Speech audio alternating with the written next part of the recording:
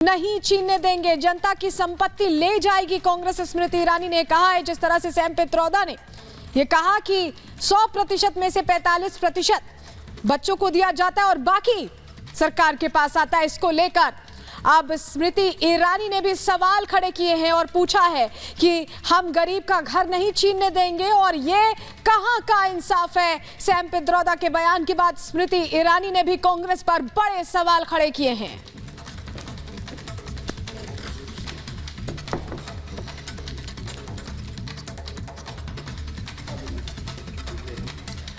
तो स्मृति ईरानी ने ये बड़ी बात कही है। दरअसल अमेठी में इस वक्त चुनाव प्रचार में व्यस्त हैं स्मृति ईरानी, और कांग्रेस पार्टी पर हमलावर। उनका कहना है कि हम गरीबों का घर नहीं छीनने देंगे। साथ ही उन्होंने कहा कि अमेठी में कांग्रेस पार्टी नहीं जीत पाएगी।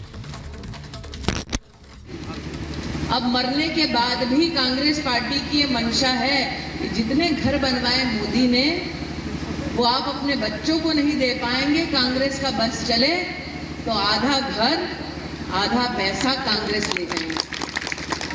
अब ये बतलाइए कहाँ का इंसाफ है।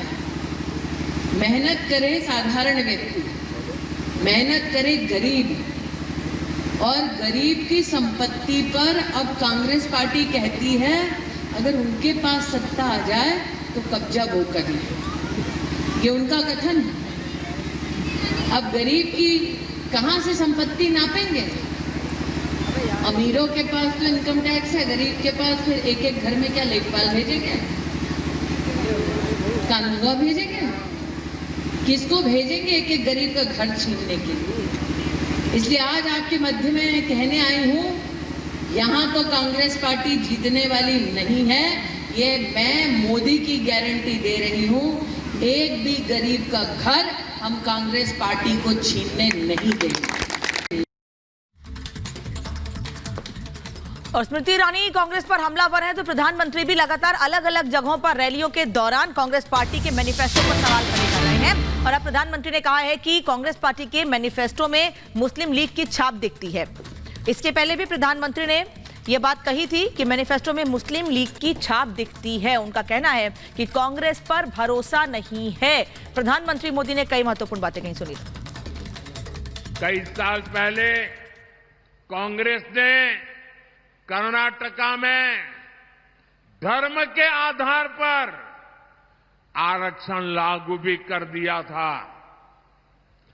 जब वहां बीजेपी सरकार आई तो हमने संविधान के विरुद्ध, बाबा साहब आंबेडकर की भावना के विरुद्ध कांग्रेस ने जो निर्णय किया था उसको उखाड़ करके फेंक दिया और दलितों को, आदिवासियों को, पिछड़ों को उनका अधिकार वापस दिया।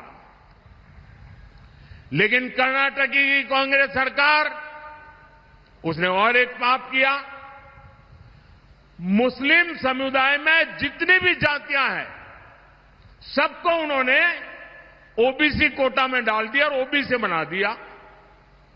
यानी जो हमारे देश के ओबीसी समाज को लाभ मिलता था उसका बड़ा हिस्सा कट गया और वो भी वहां चला गया।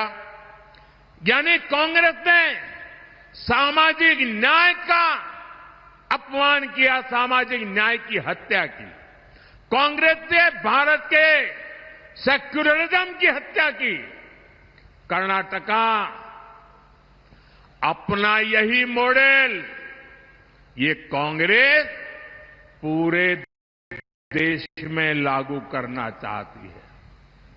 कांग्रेस संविधान बदलकर एससी, एसटी, ओबीसी का हक अपने वोट बैंक को देना चाहती है। भाई और बहनों, ये सिर्फ आपके आरक्षण को ही लूटना नहीं चाहते, उनके तो और बहुत कारनामे हैं। और इसलिए मेरे आदिवासी भाई बहनों को कहना चाहता हूं, मेरे दलित भाई बहनों को कहना चाहता हूं, मैं ओबीसी के भाई बहनों को कहना चाहता हूं, ये कांग्रेस के इरादे नेक नहीं है।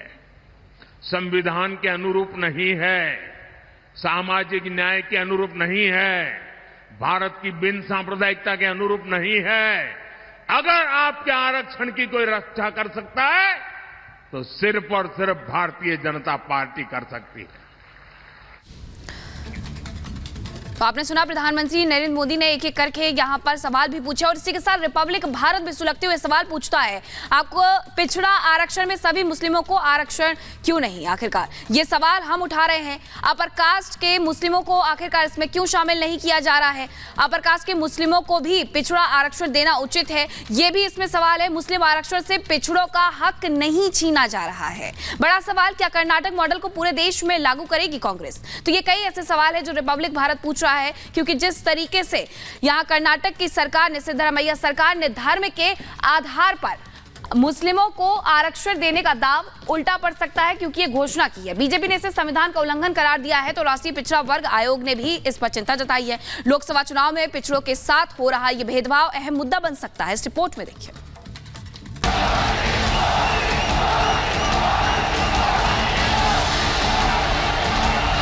कि सरकार बनने पर धर्म के आधार पर आरक्षण देगी कांग्रेस?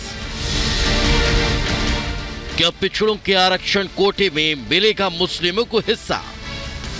क्या देश में लागू होगा कर्नाटक का मुस्लिम आरक्षण मॉडल? राष्ट्रीय पिछड़ा वर्ग आयोग ने उठाया सवाल, कांग्रेस कैसे देगी जवाब? कर्नाटक में धर्म के आधार पर आरक्षण का मुद्दा गर्म हो गया है। राष्ट्रीय पिछड़ा आयोग ने पिछड़ा वर्ग के कोटे में मुस्लिमों को आरक्षण देने के फैसले पर सवाल खड़े किए हैं। अब खुद प्रधानमंत्री नरेंद्र मोदी ने इस मुद्दे को अपनी चुनावी रैलियों में उठाया है। पीएम ने कांग्रेस पर मुस्लिम वोट बैंक के लालच में पिछड़ों का हक छीनने का आरोप लगाया। आपको बता दें कि धर्म के आधार पर आरक्षण देना संविधान के खिलाफ है, लेकिन कर्नाटक सरकार ने मुस्लिम समाज को भी पिछड़ों के आरक्षण कोटे में धर्म के आधार पर जगह दे दी है। आप सभी जानते हैं, अगर एक बार एक्सरे हो जाए फिर कितना भी कपड़े से ढकने का प्रयास करो वो हकीकत सामने आ जाती है। तो वो हकीकत अब पूरी तरीके से खुलकर सामने आ गई है। जिस प्रकार की बातें उन्होंने कही वो मैं कह सकता हूं उनकी पार्टी के एक हाईटेक व्यक्ति ने कही है, जो बड़े दिमागदार माने जाते हैं, who is considered to be the brain behind. So the brain behind has been categorically elaborated the nefarious design of Congress party.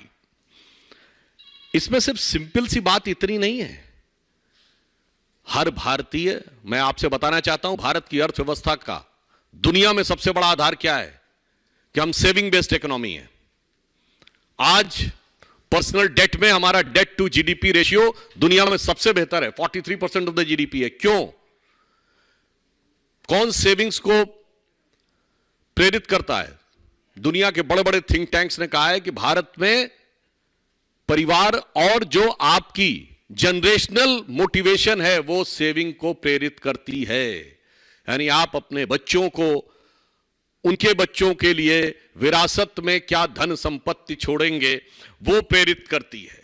Bharat का मूल मंत्र क्या रहता है? एक पीढ़ी मेहनत करके कमाती है।